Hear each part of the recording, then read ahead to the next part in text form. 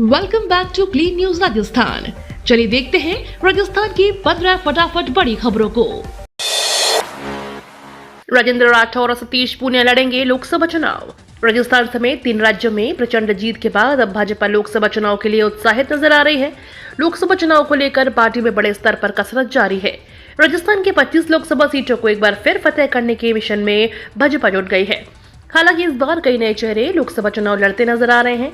दरअसल विधानसभा चुनाव में भाजपा ने टिकट बंटवारे के लिए कई नए प्रयोग किए, जो काफी हद तक सफल भी रहे।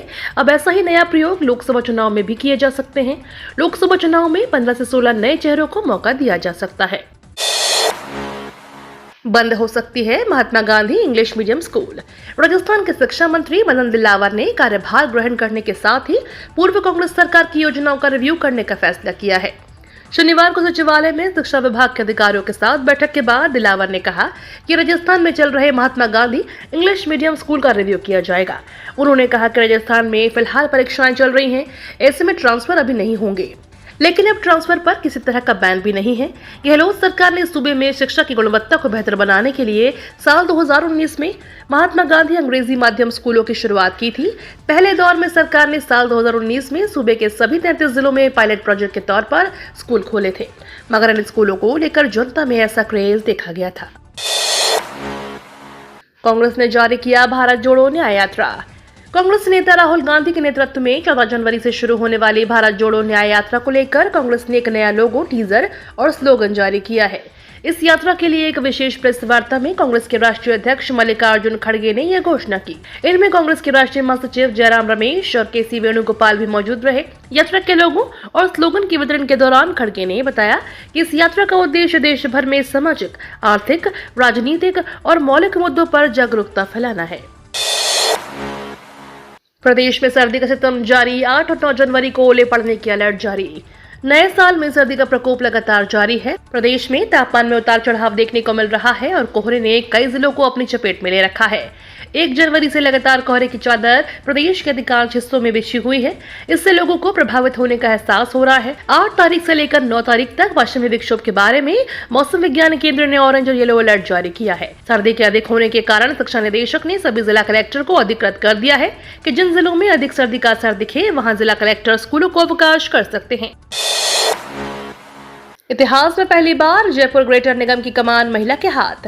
राजस्थान में भजनलाल सरकार ने जिला स्तर पर बड़ा प्रशासनिक फेरबदल किया है। उन्होंने 72 आईएएस और 122 आरएएस अधिकारियों के तबादले कर दिए। तबादलों में 33 जिला कलेक्टर, 32 एडीएम और 82 एसडीओ बदले गए हैं। इसी के अंतर्गत जयपुर नगर निगम में भी इसका असर देखने को मिला है।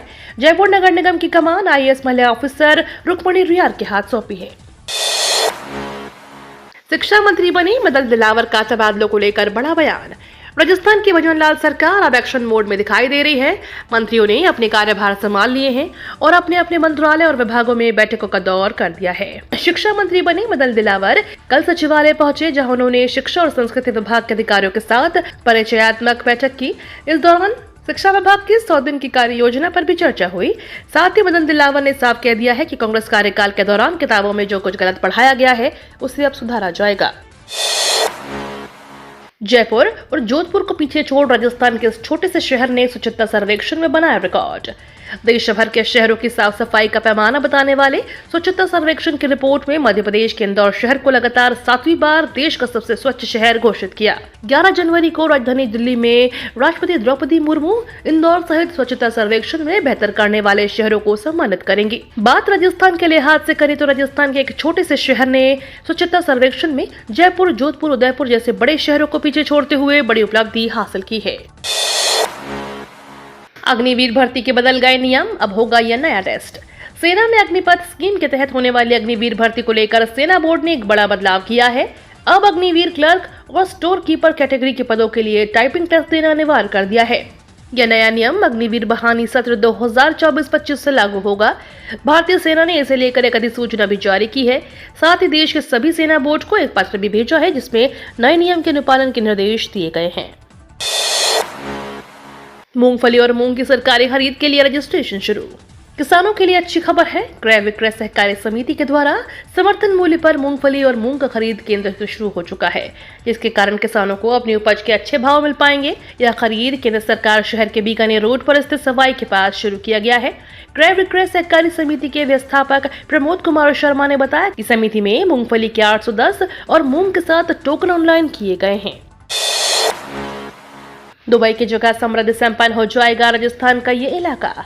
केंद्रीय पेट्रोलियम और प्राकृतिक गैस राज्य मंत्री रामेश्वर तेली ने शनिवार को बाड़मेर दौरे के दौरान मंगला प्रोसेसिंग टर्मिनल का दौरा किया। इस दौरान उन्होंने विश्वास जताया कि कच्चे तेल के उत्पादन से यह इलाका भी दुबई की तरह समृद्ध संपन्न हो जाएगा। इस टर्मिनल का परिचालन केयर्न ऑयल और गैस वेदांता लिमिटेड द्वारा किया जाता है। कोटा समेत राजस्थान के कई जिलों में आज रहेगी नेटबंदी। राजस्थान के विभिन्न जिलों में आज को इंटरनेट बंद करने का आदेश जारी किया है। 11 से दोपहर 2 बजे तक नेटबंदी की जाएगी। राजस्थान लोक सेवा आयोग की परीक्षाओं में पेपर लीक की घटनाओं को रोकने के लिए प्रशासन ने यह फैसला लिया है। आदेश के अनुसार 11 बजे से 2 बजे तक ब्रॉडबैंड लीज लाइन छोड़कर सभी नेटवर्क बंद रखे जाएंगे। दरअसल राजस्थान लोक सेवा आयोग अजमेर द्वारा सहायक आचार्य, पुस्तकालय अध्यक्ष और शारीरिक अनुदेशक परीक्षा 2023 के लिए तृतीय प्रश्न पत्र परीक्षा आयोजित की जाएगी। सोशल मीडिया पर भ्रामक चीजों का प्रसार न हो, इसके लिए कई जगहों पर परीक्षा के दौरान 11 से 2 बजे तक नेटबंदी भी की जा रही है। अंतरिक्ष में भारत की बड़ी छलांग। इसरो के आदित्य L1 ने सूरज के दरवाजे पर दी दस्तक। अंतरिक्ष अनुसंधान के क्षेत्र में भारत ने शनिवार को एक बड़ी उपलब्धि हासिल की है। भारतीय अंतरिक्ष अनुसंधान संस्थान का पहला सूर्य मिशन आदित्य L1 ने सूरज के दरवाजे पर दस्तक दी है।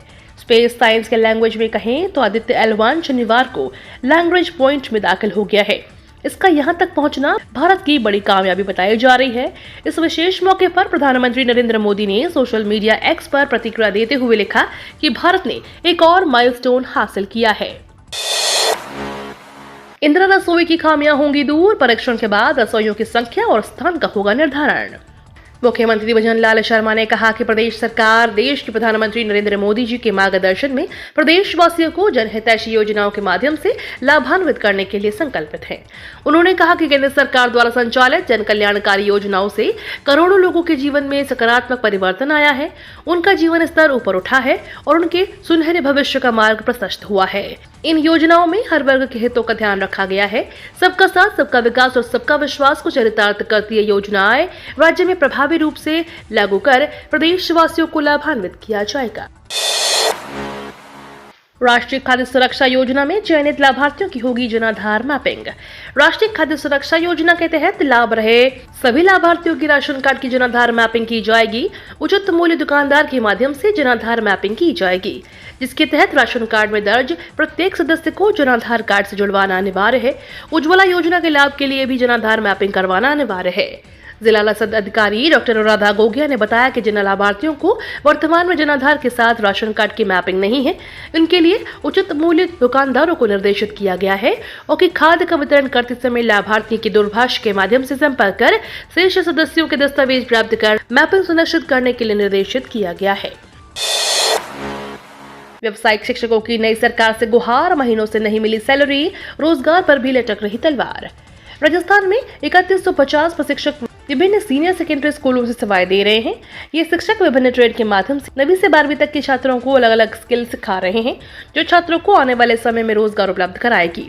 वर्तमान में रोजगार परक शिक्षा देने वाले इन शिक्षकों के रोजगार पर ही संकट आ गया है। व्यवसायिक प्रशिक्षण संघ के संरक्षक कमलेश कुमार रैगर ने बताया कि अलग अलग ट्रेड में जो कार्मिक लगाए जाते हैं, उन्हें प्लेसमेंट एजेंसी के जरिए रखा गया है।